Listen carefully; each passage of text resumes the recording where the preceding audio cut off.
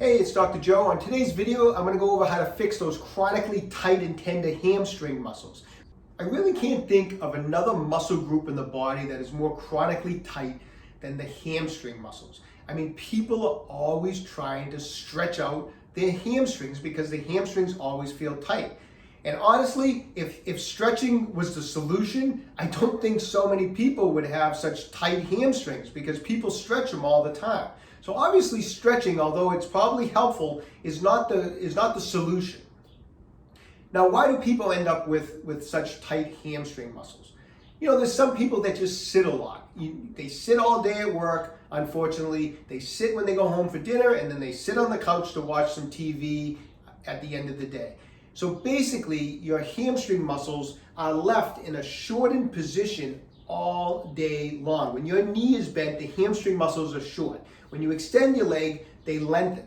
So if you're sitting for hours and hours, and you gotta remember, this is hours and hours, day after day, month after month, year after year, you're in a situation where these hamstrings are just left in a shortened position. And if you leave any muscle group in a shortened position for that period of time, you are gonna develop scar tissue. You're gonna develop fascial adhesions in the muscle. And it's gonna create tightness and restriction in that muscle. And so hamstrings are unfortunately a muscle group that is left in a shortened position with a lot of people during the day. Other causes of tightness in the hamstrings, it can be from activity also. You may be active, you may be running, weightlifting, doing all sorts. Maybe when you were younger you played a lot of sports. Maybe you're currently playing a lot of sports. And as a result, the hamstrings a lot of times can undergo a lot of micro trauma.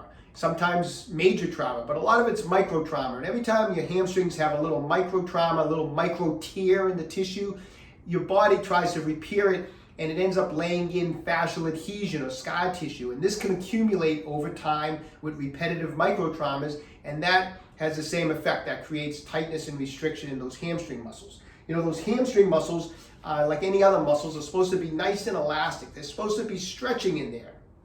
And if you have a buildup of restriction, of adhesion, those muscles are no longer nice and elastic. What happens is you build up, a lot of times people like to call it like knots. And it's a good term because it's kind of what's going on in there. You have an area where there's restriction, just like if I tied a knot in this band, it makes the band less elastic and it makes the band shorter. And so now you have a tighter, shorter muscle where the hamstrings are, and you're going to lose elasticity, and that can be a problem because when the muscle is less elastic, it's going to tug and pull. And where does it tug and pull? It tugs and pulls where it attaches, where the tendon attachments are. And so a lot of times people with tight hamstrings will tell me that they have pain underneath the buttocks area because that's part of the attachments. They have pain down towards the knee, sometimes on the inside of the knee, the outside of the knee. And that just gets back to some simple anatomy. The hamstring muscles, which there's three of that make up the hamstrings, they originate off of the back of the pelvis in an area known as the ischial tuberosity. And that's what a lot of times people refer to as the sit bone. That's the bone that we sit on when we're sitting down. And that's where all three hamstring muscles attach. And then they come down. Now, two of the hamstring muscles kind of go in a medial direction to the inside of the thigh, and two of them, the semitendinosus and the semimembranosus, attach into the tibia, which is the larger of the two lower leg bones, attached that way. The biceps femoris, which is the third hamstring muscle, kind of goes more lateral down here and attaches into the fibula, which is the smaller bone, and the tibia. So they kind of, two go one way, one go the other way. They kind of split as they go down, but they all three cross the knee joint. And that's why the hamstring muscles, when you flex them, pull back the knee. And that's why when you have the knee bent, the hamstring muscles are in a shortened position.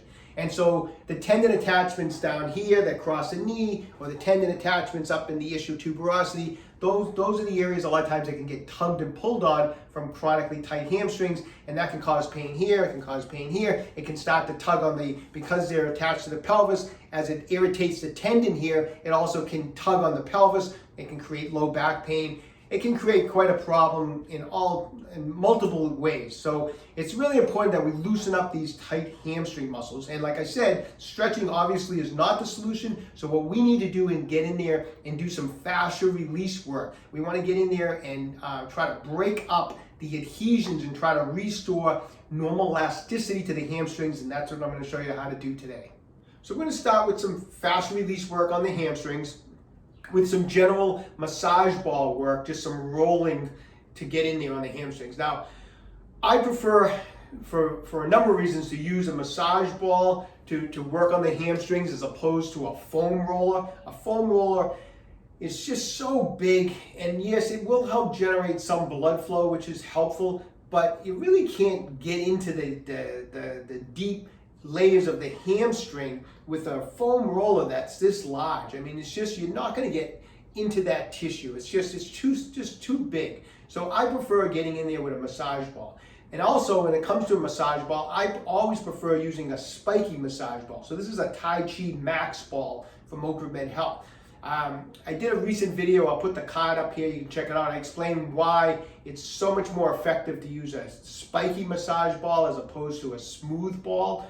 You're going to get much deeper penetration into the tissue, and that's going to help break up adhesions, especially the adhesions that are in deep. So we're going to start off with some just regular massage ball rolling into the soft tissue here of the hamstring. And you can do it a couple different ways. If you're not used to doing some soft tissue work, you may want to start off with more of a gentle technique where you just use your hand to push the ball into the hamstring. So you can just start where that ischial tuberosity is. If you push up in here, you'll feel that bony area, the bone that you sit on. And just start up there, and you can just take the massage ball and use just the pressure of your hand. And we just go in different directions. We go back and forth. You can go up and down. You can make circles with it. And just go from the hamstring in this area and just work your way all the way down the hamstring muscles. And when you get towards the knee, don't forget, go off to the side a little bit and then go off to the other side, okay? Now, if you're doing this rolling around for a couple minutes and you happen to find as you're rolling it, you feel like kind of a knot in there, that's great. Take the ball and spend a little extra time, an extra 30 or 40 seconds on a particular knot if you feel one, okay? When you get down towards the knee, now don't forget these hamstring muscles, the 3 hamstring muscles, are crossing the knee joint. And it gets a little tighter, a little smaller in here, and sometimes, depending on your leg size, you may want to switch massage balls from like a max ball. You can get in there with a smaller Tai Chi ball. This is a regular ball, and this is a mini ball. And they can come in handy for getting into some of these smaller areas. I'll get in like the smaller ball back here and cross the knee joint. You almost kind of want to get in towards the upper calf area. People sometimes, when they work the hamstrings, just work here, and they forget to work past the knee joint, because the hamstrings attach past the knee joint. So make sure you go past the knee joint in there, kind of in the upper calf area, and dig through there. Now, the difference between the regular and the mini is just a little smaller, but it's a little softer. It has more flexibility to it. So if you have a smaller leg, or if you're really sensitive, you may want to use the mini ball instead of the regular and kind of dig in there and kind of work towards the outside. The bicep femoris is more on the outside, and those other two, the semitendinosus and the semimembranosus, are more towards the inside. So we're going to kind of work right in through there. Okay, so spend a few minutes just kind of digging around with the massage balls. Now, if you want more pressure when you're doing the massage ball work, you can actually just sit down and put the ball underneath you. So find that ischial tuberosity. Don't go right on the bone, just find it and then go a little bit down from it and put the ball in there and just sit on the ball. You can adjust some of your weight with your arms, and now you can roll it with a little more pressure because I have my body weight on it, and you can go in different directions. And then after a few seconds, bring it down a little bit and do another area. I actually, if you're used to doing the work, I find this way is much more effective, and it's easier than using your hands to do the ball. But if you're not used to it, I would recommend at first using your hand with the ball until you get used to doing some fascia release work. So anyways, you just dig around in here, and you can do it from a seated position, okay? And work all the way down towards the knee. When you get, like I said, you want to go past the knee, then just grab maybe some of the smaller balls. And this area, you can try to get it up on the bench a little bit like that.